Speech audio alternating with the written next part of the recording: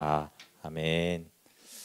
네, 오늘 요한복음 39번째 우리 세족식의 생명의 공동체라는 제목을 하나님 말씀 나누겠습니다. 예, 요한복음 전체는 이제 아들을 증거해서 영원한 생명을 얻게 하는 것이 이게 성경 전체의 목적이라고 했습니다. 그리고 이제 지난주에 12장까지 마쳤기 때문에 1장부터 12장이 하나의 큰 단락으로 하나에게 크게 하나에 끝난 거예요. 그리고 13장부터 새롭게 후반부에가 시작이 되어집니다. 그래서 이제 마지막에 부활 표적을 보여주시면서 생명을 삼키는 부활 생명을 말씀해 주셨습니다. 그리고 하나님은 십자가에서 영광을 주시면서 예수님은 늘 그 십자가를 인자가 영광을 얻을 때라고 말씀하셨어요. 그리고 지난주에는 우리가 잘못된 메시아관이 왜 문제가 되는지에 대해서 봤어요. 기복신앙이나 치유받고 이런 게 전혀 문제가 있는 게 아니라 문제는 생명을 얻는 관점으로 말씀을 듣지 못하는 그 귀가 이제 열어지지 않는다라는 것이 문제입니다. 생명을 얻게 하는 빛은 우리 안에 있는 어둠을 드러내고 생명을 얻게 합니다. 그래서 지난주가 이제 2장부터 12장이 하나의 큰 단락인데 예수님의 대중사역의 결론이에요. 13장은 이제 무리들과 사람들하고 예수님이 이제 거의 만나지를 않습니다. 오직 제자들하고만 만나세요. 그러니까 예수님이 이제 무리들 오병이어 이런 거 엄청난 인원이 모였는데 그런 사역은 2장부터 12장이 끝이에요. 그리고 이제 표적을 행하는 것도 끝입니다. 그리고 이제 이게 3년 반의 시간의 결론인데 지난주에 안타깝게도 믿지 않았다 이렇게 했잖아요. 그렇죠? 물론 전혀 믿지 않았다 이런 건 아니지만 다수는 믿지 않았다고 16번이나 이렇게 얘기를 하시고, 그런데 예수님은 계속 믿게 하려고 이러고 대중들은 믿지 않았다 이렇게 되고 있고, 그 이유가 완악한 마음 때문이라고 그랬어요. 근데 완악한 마음이라는 게 우리가 세상에서 말하는 옹고집이 있는 꼭 그런 사람들보다는 정말 내가 가지고 있는 목적, 그걸 절대 놓지 않는 그 사람, 제자 중에서 오늘 본문에도 나오지만 가룟 유다와 같은 사람이 마음이 완악하죠. 착한 일도 하고 열심당이니까 독립투사와 같은, 우리나라 보면 그런 사람이니까 나쁜 사람 아니에요. 그렇죠? 세상의 관점에서는 그렇게 나쁜 사람이 아니지만 하나님 나라에서는 나쁜 사람이죠. 왜냐하면 자기 목적을 결코 놓치지 않고 예수님을 팔아서까지도 예수님을 독립운동으로 전환시키려고, 그러니까 예수님에 의해서 변화되려는 마음이 아니라 나에게 맞는 예수님을 나는 만들고 바꾸고 내가 원하는 걸 받아내겠다라는 이 마음이 이제 완악하기 때문에 가장 그 대표가 이제 가룟 유다입니다. 그래서 가룟 유다는 성경에서 굉장히 나쁜 사람이지만 사실 이스라엘 입장에서는 로마를 물리치고 우리 민족의 자유를 쟁취하자 이런 거니까 어떻게 보면 나쁜 사람은 인간적으로는 아닐 수 있지만 하나님 나라에서는 굉장히 완악한 사람입니다. 근데 예수님은 마지막에 이제 요한복음 12장 44절과 50절이 12장의 마지막 부분인데 믿고 생명을 얻어라. 내 아버지의 뜻은 영생이다. 끝까지 영생을 얻어라. 이렇게 말씀하시잖아요. 그렇죠? 그러니까 2장부터 12장은 믿지 않는 백성들과 믿어라 라고 하시는 예수님의 이 두 가지가 굉장히 평행선을 이렇게 긋고 있었습니다. 네, 오늘 이제 본문에는 이제 제자들만 이제 13장부터 이제 만나십니다. 생명 있는 자를 끝까지 사랑하심으로 이걸 시작하세요. 그래서 13장이긴 하지만 13장부터가 이제 새로운 시작이고 제자들만 모아놓고 하는 이제 말씀인데, 그러니까 시작이 어떻게 됐는지는 중요하죠. 우리 13장 1절 같이 읽어볼게요. 시작. 6월절 전에 예수께서 자기가 세상을 떠나 아버지께로 돌아가실 때가 이른 줄 아시고 세상에 있는 자기 사람들을 사랑하시되 끝까지 사랑하시니라. 네, 아멘. 이 말씀 참 너무 중요하고 자기 사람들을 끝까지 사랑하세요. 사랑의 길인데 인간의 사랑은 한시적인 사랑이기 때문에 인간의 사랑과 대비되는 사랑을 말하는 거예요. 인간의 사랑은 생각해보면 이 세상에 사랑이 엄청 많지만 사랑이 항상 시간의 제한을 받잖아요. 가장 근본적이라고 하는 부모를 향한 사랑도 큰 병에 효자 없다고 그러고, 막 고려장이라는 과거에도 있는 그런, 그리고 우리가 모시기가 너무 힘들잖아요. 그럼 이제 자식을 향한 사랑은 끝까지 사랑이냐? 심지어 자식조차도 그러지를 못해요. 정말 너무나 이렇게 힘들고 그러면 빡치잖아요, 그렇죠? 그래서 끝까지라는 말은 뭐냐 하면 어떤 상황, 어떤 변화, 어떤 것이 있어도 끝까지라는 것이에요. 그래서 끝까지라는 것은 사실 하나님에게만 해당되는 사랑입니다. 어떤 상황이든지 상관없이 사랑하겠다는 것이에요. 그래서 이제 로마서에는 사랑의 깊이가 나오잖아요, 그렇죠? 5장 8절부터 10절에 우리가 죄인 되었을 때, 우리가 원수 되었을 때, 이것은 이제 깊이죠. 어떻게 원수를 사랑할 수가 있어요? 그냥 서로 아는 사람도, 좋은 사람도 우리가 사랑하지를 못하는데, 그런데 끝까지 사랑했다라고 시작됩니다. 근데 여기 끝까지 사랑한 사람은 모두가 아니라 자기 사람들이에요. 자기 사람들은 누구예요? 예수 생명을 얻은 사람들을 말합니다. 그래서 예수님은 예수 생명 얻은 사람들을 끝까지 사랑하세요. 그러니까 끝까지 사랑하기로 이미 하셨기 때문에 제자들이 십자가 앞에서 다 도망가고, 우리가 알지만 베드로가 막 부인하고 저주하고 이렇게 하잖아요. 근데 이미 선언하신 거예요. 끝까지 사랑한다 나는. 그러니까 이제 저주하고 부인한 베드로가 21장에, 요한복음 21장에서 내가 나를 사랑하느냐라고 말씀하시면서 사랑으로 베드로를 이제 회복시키잖아요. 근데 사실은 그 베드로의 회복은 갑자기 나타난 게 아니라 13장 1절에서 끝까지 사랑한다고 했잖아요. 그러니까 베드로야, 내가 너를 끝까지 사랑해. 끝까지 사랑함으로 가서, 근데 나는 너를 끝까지 사랑하는데 너는 나를 사랑하느냐? 예, 그렇잖아요. 이제 그 질문만 필요한 거예요. 나는 너를 사랑한다. 그거는 이미 끝까지 사랑하니까 할 게 없고, 그런데 네가 나를 사랑해야지 나를 따를 수 있고, 네가 나를 사랑해야지. 나는 너를 끝까지 사랑하는데, 나는 네가 부인하고 저주한 거 그래도 사랑하지만 서로 사랑이 되고 하나가 되려면 네가 나를 사랑해야 된다라고 해서 그렇게 이제 21장이 끝나잖아요. 그러니까 이것은, 이 말씀은 굉장히 중요해요. 그러니까 우리가 베드로처럼 그렇게 되어졌을 때, 우리는 하나님 정말 나를 사랑하실까? 이런 생각을 우리는 왜 합니까? 한정적인 사랑을 한 나를 기준으로 한 경험이에요. 그러니까 나는 또 사람들을 관찰해 보면 한정적인 사랑을 하지 끝까지 사랑하진 않아요. 심지어 죽은 다음에 어떻게 또 사랑해요? 근데 하나님은 심지어 자기 사람들은 죽은 다음에 천국에 데려와서 영원토록 사랑하세요. 그러니까 이 끝까지라는 것은 인간에게 해당이 안 되기 때문에 자꾸 우리를 기준으로 생각할 때 하나님이 이런 나를 사랑할까? 이런 생각을 우리가 이제 하게 되는 거죠. 그러나 중요한 것은 내가 하나님의 사람인가, 생명 얻은 자인가, 이게 정말 중요하지. 그러면 이제 사랑은 영원한 것이에요. 그 사랑을 막을 자는 없고, 우리가 잘 알듯이 로마서 8장에도 바울이 뭐예요? 어떤 피조물도 하나님의 사랑에서 끊을 수가 없다라고 한 것도 끝까지 사랑이어서 그래요. 끝까지. 거기서 뭐 온갖 사망, 생명, 천사, 권세들, 온갖 형제일 장래일 나오잖아요. 그러니까 그런 것들로 결코 끊어지지 않는 사랑이다라고 하는 것이에요. 이게 자기 사람들을 향한 첫 메시지입니다. 그래서 예수 믿은 사람들, 그러니까 2장부터 12장은 전체를 대상으로 하는 메시지고요. 이제는 생명 얻은 사람들에게 주시는 예수님의 첫 메시지는 우리한테 그거예요. 나는 너를 끝까지 사랑한다. 여기에서 이제 시작을 하는 거예요. 끝까지 사랑이야. 내 생명이 있기 때문에 끝까지 사랑이다라고 시작합니다.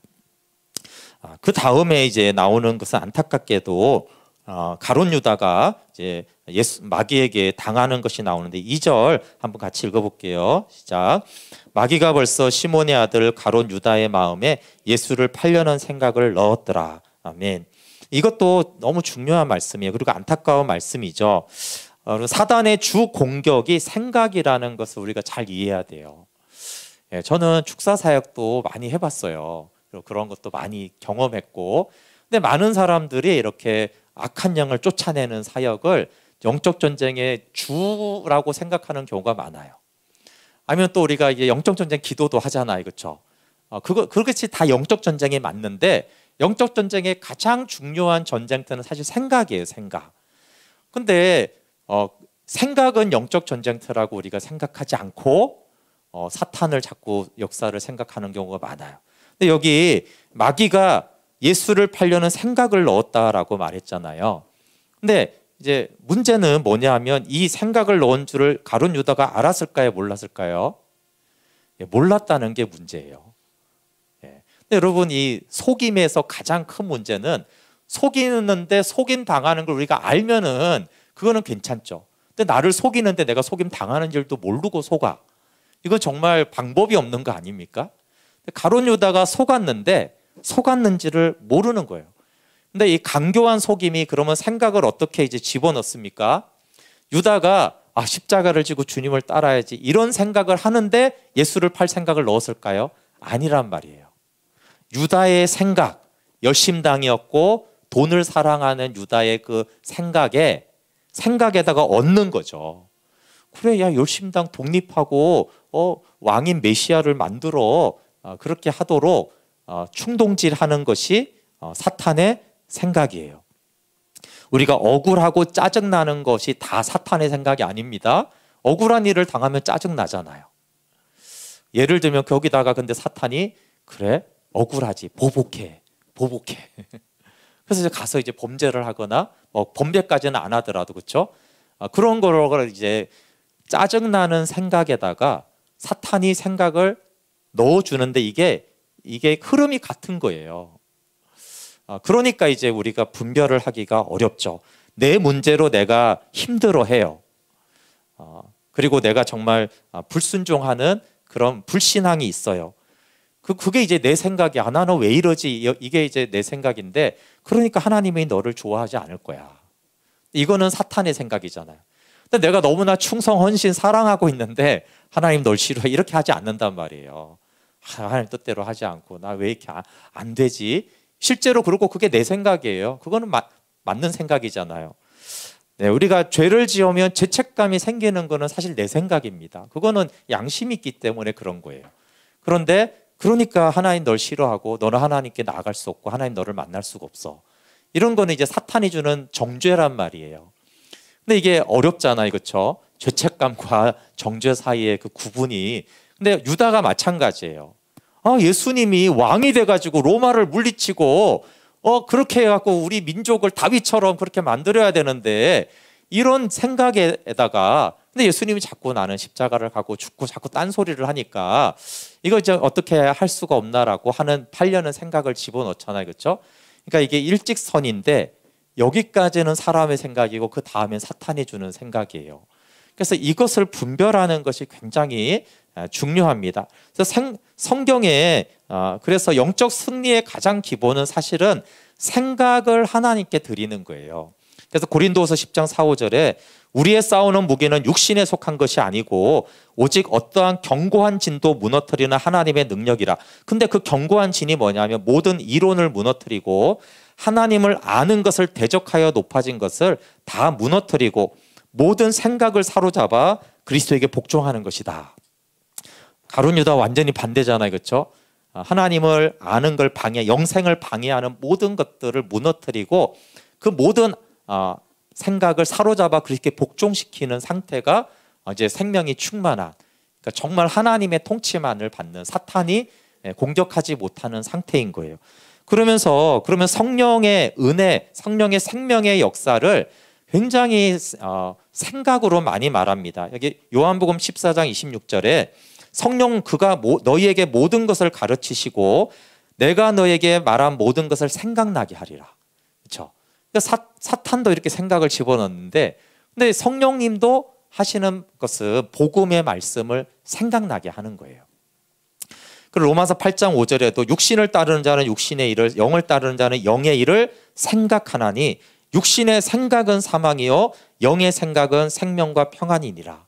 그러니까 육신과 생명과 사망이 어디서 판가름 나요? 생각에서 판가름 나잖아요. 근데 성령은 성령의 생각, 영의 생각을 하게 해서 생명과 평안을 누리게 하고, 근데 사탄은 육신의 일을 자꾸 생각하게 하는 것입니다. 로마서 12장 3절도 생각에 대해서 이렇게 말해요. 내가 주신 은혜로 말미암아 너희 각 사람에게 말하노니 마땅히 생각할 그 이상의 생각을 품지 말고 오직 하나님께서 각 사람에게 나누어 주신 믿음의 분량대로 지혜롭게 생각하라. 이게 소수지만 마땅히 생각할 그 이상의 생각을 자꾸 품는 사람들이 있어요. 희한한 성경 질문만 하는 사람들 있잖아요. 이해 가세요? 그러니까 굳이 그런 걸 꼭 질문해야 되나 그런데 마땅히 생각할 그 이상의 생각을 자꾸 궁금한 거예요. 그게. 근데 정말 생명을 얻고 복음을 알고 내가 궁금한 것은 질문하고 답을 듣는 것이 굉장히 옳은데요. 여기서처럼 생각할 그 이상의 생각을 자꾸 품고 생각을 하는 거는 정말 그 신앙의 방해가 돼요. 사실 사탄이 계속 그렇게 궁금한 것 자체가 목적이 되도록 하는 실제로 이런 생각이 든 사람은 굉장히 어려워해요. 신앙생활을 하는 데 있어서. 그리고 당연히 답도 없어요. 왜냐하면 자기가 이해할 수도, 여기 뒤에 보세요. 믿음의 분량대로 생각해야 되는데 이 믿음이 안 되잖아요. 어차피 알아들을 수도 없는 질문을 자꾸 스스로 하면서 이제 말씀을 듣지 못하게 합니다. 그래서 믿음의 분량대로 지혜롭게 생각해라. 그러니까 그 믿음의 분량이면 당연히 궁금해하고 알고 싶고 이렇게 하는 게 되는데, 믿음의 분량이 아닌데 자꾸 엉뚱한 것을 하는 것을 그것이 또 문제가 됩니다. 빌립보서 4장 6절 7절에도 염려에 대해서도 이렇게 말하죠. 아무것도 염려하지 말고 다만 모든 일에 기도와 간구로 너희 구할 것을 감사함으로 하나님께 아뢰라. 그럼 이렇게 아뢰면은 뭐가 달라지냐면, 그리하면 모든 지각에 뛰어난 하나님의 평강이 그리스도 예수 안에서 너희 마음과 생각을 지키시리라. 그렇죠? 아뢰면은 달라지는 거는 마음과 생각을 달라지게 하신다라는 거예요. 그러니까 이 생각을 사탄도 많이 노리고 하나님도 이 생각으로 우리에게 생명을 주세요. 그러니까 골로새서 3장 2절도 위의 것을 생각하고 땅의 것을 생각하지 말아라. 뭘 생각하느냐에 따라서 땅에 속한 자가 되고 하늘에 속한 자가 되기 때문에 그래요.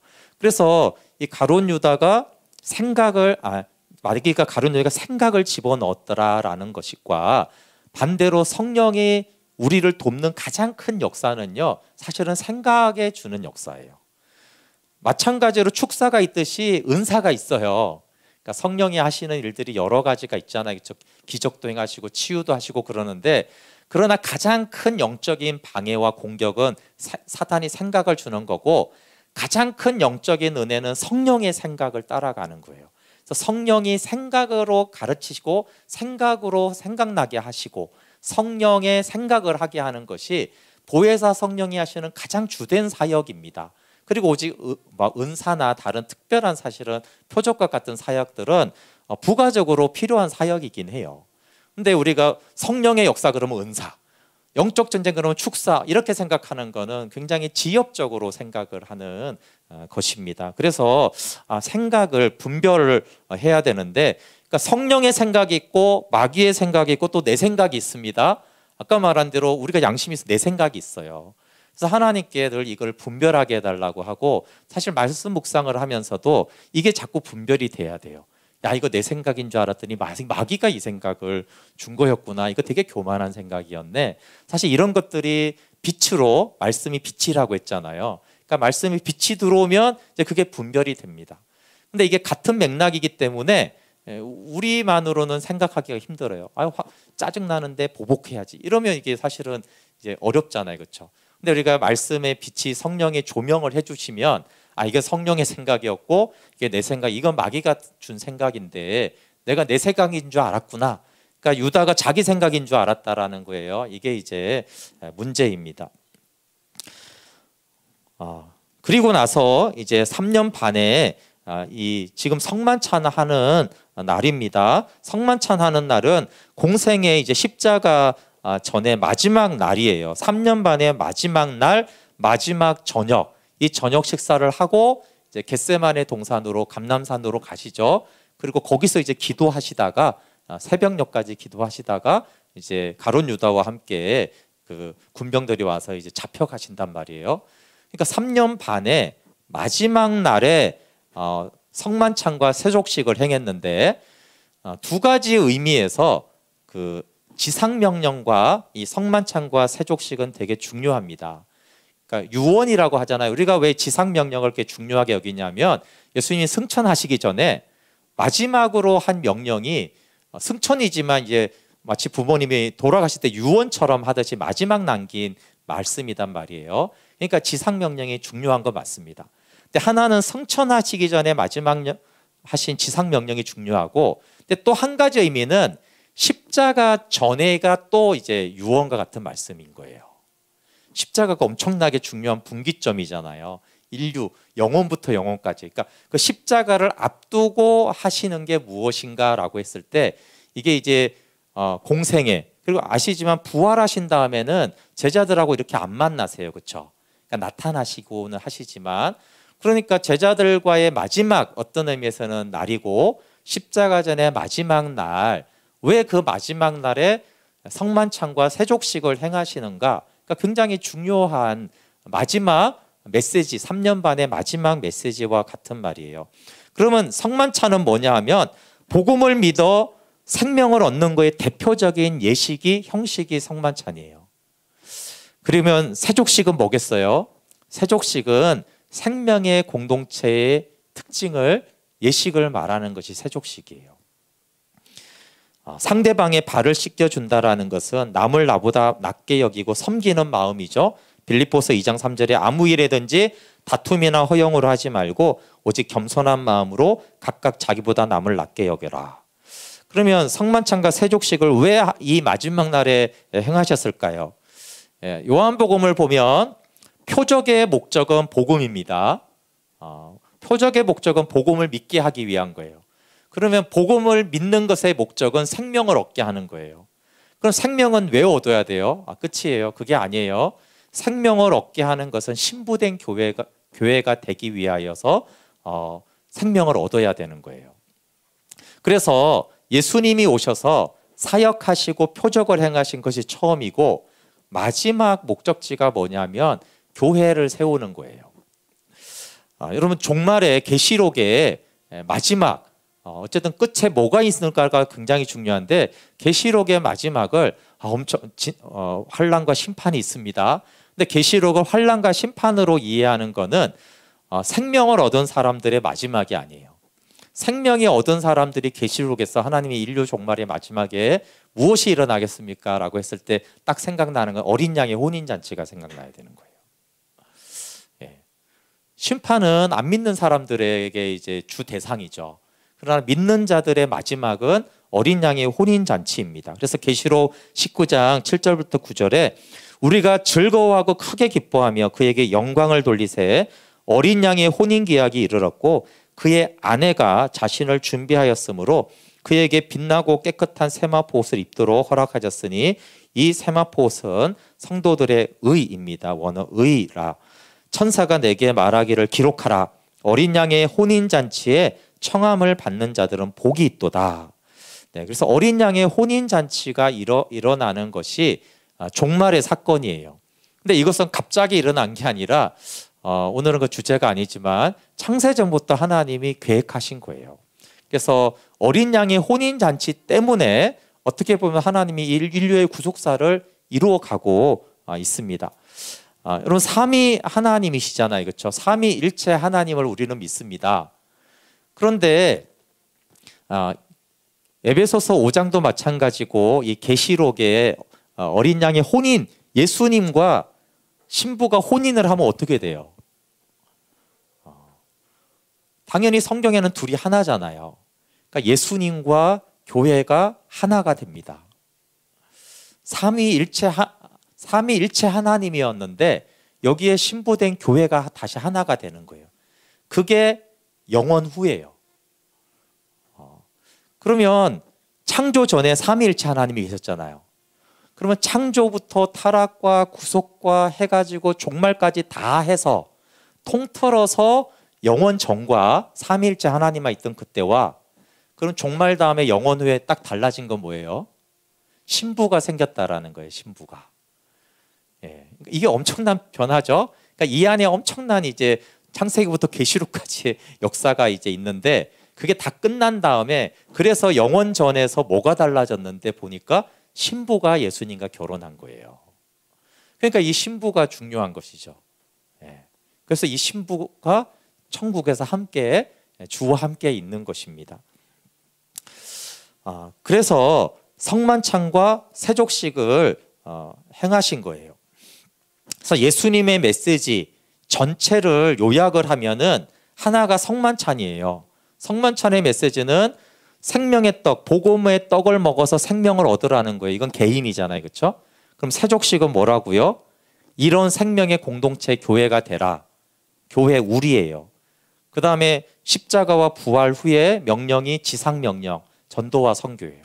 그래서 예수님의 메시지를 가장 중요한 메시지 3개가 있는데 그게 뭐냐면 성만찬, 세족식, 지상명령 이렇게 표현을 한 거예요. 나머지 표적과 가르침과 모든 것은 이거를 위해서 이 3가지를 위해서 이제 주어진 것이죠. 십자가와 부활은 생명을 얻도록 주어진 거예요. 그렇죠? 표적은 아까 말한 대로 복음을 믿게 하려고 주어진 것이고 그래서 이 마지막이 성만찬과 세족식이 하나고 그 마지막이 지상명령이에요. 그런데 요한복음에는 이 세족식의 공동체가 이 3가지가 핵심 메시지고 세족식의 공동체가 부각이 됩니다. 예수님이 주인이요 선생된 자가 발을 씻겨주는 공동체가 교회라고 알려주는 거예요. 이거 많이 들었죠. 그 고대 시대 때는 샌들을 신고 다녔고 거기가 중동 지방이어서 먼지가 많잖아요.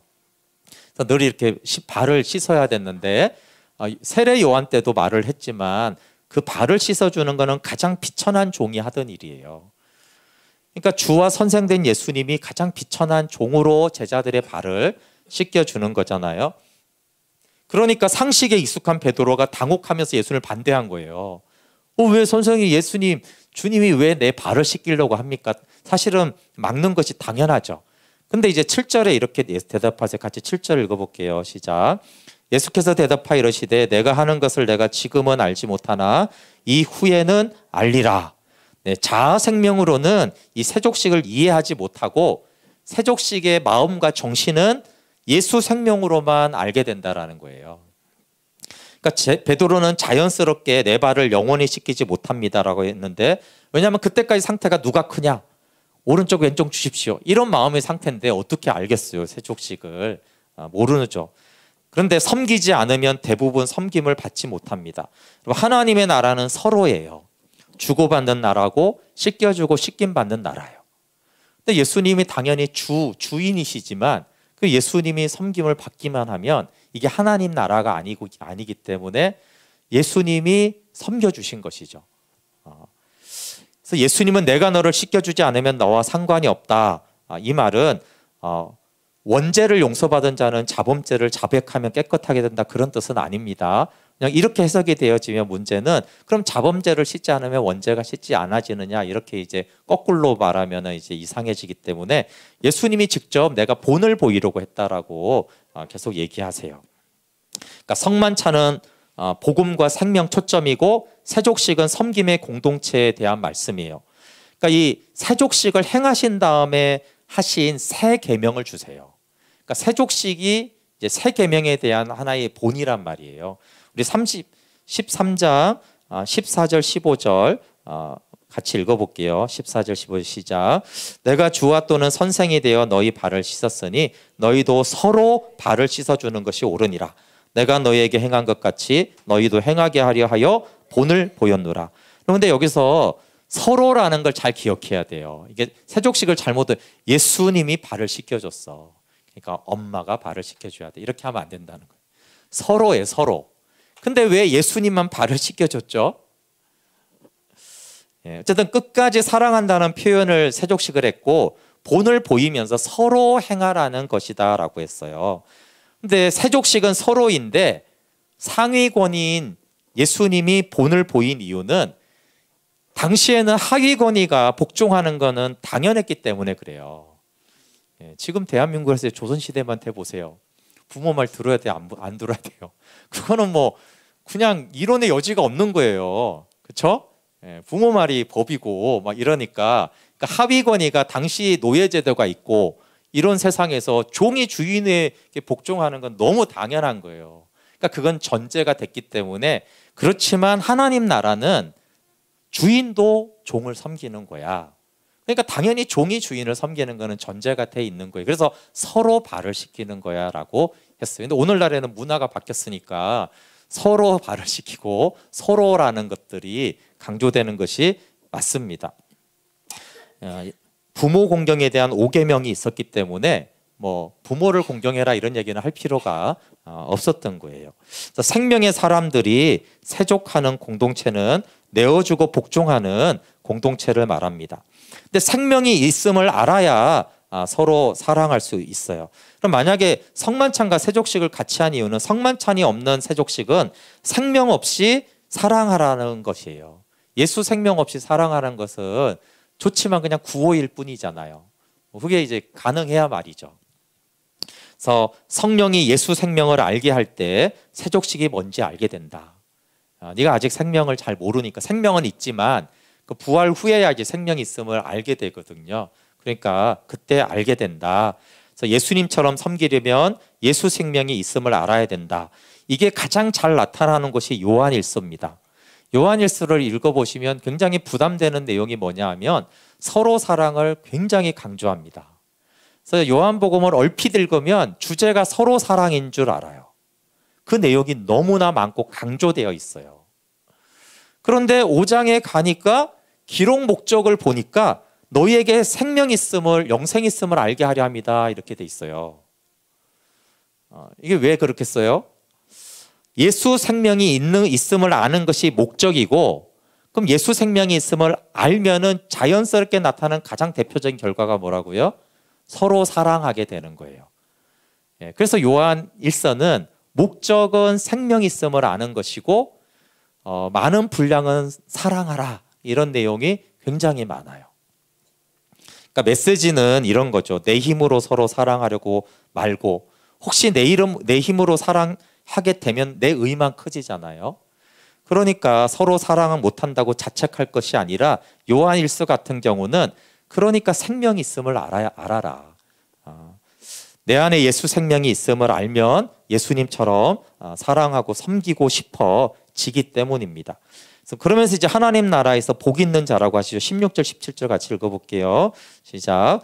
내가 진실로 진실로 너에게 이르노니 종이 주인보다 크지 못하고 보냄을 받은 자가 보낸 자보다 크지 못하나니 너희가 이것을 알고 행하면 복이 있으리라. 네, 작은 자를 섬기는 자, 이런 예수 생명을 아는 자는 복이 있고 그 근원은 창세전 아버지와 아들에게 있습니다. 보냄받은 자는 아버지보다 작죠. 그래서 의미상으로 보면 아버지가 주인이고 예수님이 종이죠. 14장 28절 요한복음에서도 아버지는 나보다 크다, 이렇게 말해요. 근데 여기서 유추 가능한 게 뭐냐 하면 창세전의 영원에서는 상위권인 아버지가 아들의 발을 씻기며 섬겼다라고 유추할 수 있어요. 근데 제가 유추한다고 그랬지 이렇게 했었다라고 하면 안 돼요. 그리고 5장 19절 한번 찾아보실래요? 요한복음 5장 19절을 보면 할 수 없나니 아버지께서 행하시는 그것을 아들도 그와 같이 행하느니라. 예수님이 행하는 모든 일은 뭐라고요? 아버지가 행하신 대로 하는 거예요. 그러면 성만찬도 아버지가 행했기 때문에, 아버지가 생명을 줬기 때문에 아들도 생명을 주는 거예요. 그럼 세족식은 왜 해요? 아버지가 아들의 발을 씻겼기 때문에 아들이 제자들이 발을 씻기는 거예요. 그렇지만 제가 유추라는 말을 쓴 것은 삼위 하나님을 이해하는 데 유추는 굉장히 유익하고요. 근데 이거를 그랬더라 그러면 안 돼요. 그런 신인 동형론이라는 것에 약간의 문제가 생깁니다. 그러니까 우리는 영이신 하나님을 인간화해서 말을 한다고요. 이거 이해하고 설명하기 위해서 그렇잖아요. 근데 우리가 근데 유추가 아니라 아버지가 아들의 발을 씻겼습니다, 여러분. 허리에 수건을 두르고 했어요. 그러면 하나님이 사람이 되잖아요. 그러니까 그렇게 하는 거는 하나님의 하나님 되심에 대한 오해가 생겨요. 근데 또 너무 하나님을 하나님으로만 생각하니까 그 삼위일체 하나님인데 우리가 아는 게 하나도 없어요. 그러니까 창세전에 뭐 하고 계셨을까? 그냥 둥둥 떠서 그냥 이렇게 뭐 사랑으로 이렇게 했나 보다, 이렇게 너무 막연한 거예요. 근데 이런 말씀을 통해서 딱 그렇다는 게 아니에요. 우리 사람이 아니잖아요, 하나님이. 그렇죠? 아버지와 아들의 비유도 비유지, 그게 성부와 성자가 우리 사람 아버지 아들 아닙니다. 그렇죠? 그러나 이 말씀을 통해서 삼위 하나님에 대해서 사실은 예수님이 행한 그 모든 것이 아버지가 행한 것이라고 볼 때 아버지가 아들에게 행한 거예요. 그러면 삼위일체 하나님이 이런 분이셨구나. 다시 말하자면 그렇지만 그건 묵상만 해야지 정형화해서 가르치면 안 돼요. 그렇지만 우리가 삼위 하나님이 어떤 분이시고 어떻게 관계하셨고 그래서 우리를 어떻게 사랑하시는지에 대해서는 굉장히 많은 것들을 이렇게 보면 볼 수 있어요. 그러니까 아버지가 아들에게 영원의 세계에서 영적으로 어떤 세족식과 비슷한 그런 섬김을 하셨다라는 거예요. 그거는 분명하게 알 수가 있는 거예요. 그러면서 이제 이 섬김이 얼마나 복인지를 13장 20절에 말합니다. 우리 함께 같이 13장 20절 말씀 한번 읽어볼게요. 내가 진실로 진실로 너에게 이르노니 내가 보낸 자를 영접하는 자는 나를 영접하는 것이요 나를 영접하는 자는 나를 보내신 이를 영접하는 것이니라. 아멘. 이 말씀도 중요합니다. 이 말씀을 만약에 모르면 세족식의 행위 자체를 행하라는 줄로 잘못 알아요. 근데 이제 세족식의 진짜 의미가 이 20절이에요. 내가 진실로 진실로, 이게 진실로 진실로는 형식이 아니라 되게 중요한 말을 할 때만 하세요. 너희에게 이르는데 이 세족식의 의미가 뭐냐 하면 내가 보낸 자를 영접하는 것이다. 그러니까 하나님이 보낸 자를 영접해 주는 거. 그러면 나를 영접하는 것이고 나를 영접하는 자는 나를 보내신 이를 영접하는 것이다. 그러니까 사람을 영접하고 섬기는 게 세족식의 의미예요. 그렇죠? 우리가 성만찬을 해야지만 생명 얻는 게 아니라 그게 상징이잖아요. 아주 중요하지만 그런 상징이듯이 세족식은 그 행위 자체보다는 상징이에요. 근데 영접하는데 어떻게 영접하라고요? 발을 씻겨주듯이 영접하라는 거예요. 예를 들어서 교인들을 이렇게 그래서 다 우리가 보냄받은 자잖아요. 주님의 생명을 가졌기 때문에 내가 우리 집에 초대했어. 그럼 어떤 마음으로 하라고요? 발을 씻겨주는 마음으로 초대하라고요. 네, 우리가 아까 지난주에 말했듯이 제가 전도자나 선교사님을 이렇게 초대할 때도 어떤 마음으로 하라고? 그냥 영접해서 내가 돈 많으니까 밥 사줄게요. 선교비 받으세요. 던져주고 그런 게 아니고 내가 종의 마음으로 영접을 이렇게 하라는 거예요. 그런 자가 복이 있고 그런 자에게 내가 생명을 주겠다. 바로 그런 나라다라고 말을 하는 거예요. 그러니까 사실 영접, 섬김이 이제 세족식인데 그 세족식의 마인드로 섬기고 영접하고 하는 것이다라고 말하고 있는 거예요. 이건 제가 지난주에 마태복음을 설교했잖아요. 그렇죠? 너희를 영접하는 자는 나를 영접하는 거고 나를 영접하는 나를 보내신 이를 영접한다. 똑같은 말씀이죠. 지금 요한복음과. 근데 그거에 대해서 선지자 이름으로 영접하면 선지자 이름으로 하고 마지막에 냉수 한 그릇을 작은 자에게 주는 자는 결탄코 상을 잊지 않는다. 그래서 여기 요한복음에도 복이 있다라고 하고 영접해라 그랬는데 마태복음은 결단코 상이 있다. 그 복 있는 자에 사실 그 의미가 포함되지만 그래서 세족식을 이게 정신을 실현하는 자가 정말 복이 있고 반드시 상이 있고다라고 말씀하세요. 그러면 이제 마무리할 때 근데 여러분 왜 성만찬보다 요한복음의 세족식이 강조되었는지를 아는 것이 중요해요. 오늘 본문에서 성만찬 얘기가 있었나요? 없어요. 식사하실 때 그 얘기만 나와. 유월절 식사하실 때 그걸로 우리가 이때 성만찬을 행하셨는데 라고 우리가 알고 있는데 성만찬의 메시지가 없어요. 근데 우리가 당연히 요한복음을 보지만 사복음서가 중요합니다. 그래서 마태, 마가, 누가 사실은 요 마태, 마가, 누가 공간복음을 좀 이해를 해야지 요한복음을 잘 이해할 수 있어요.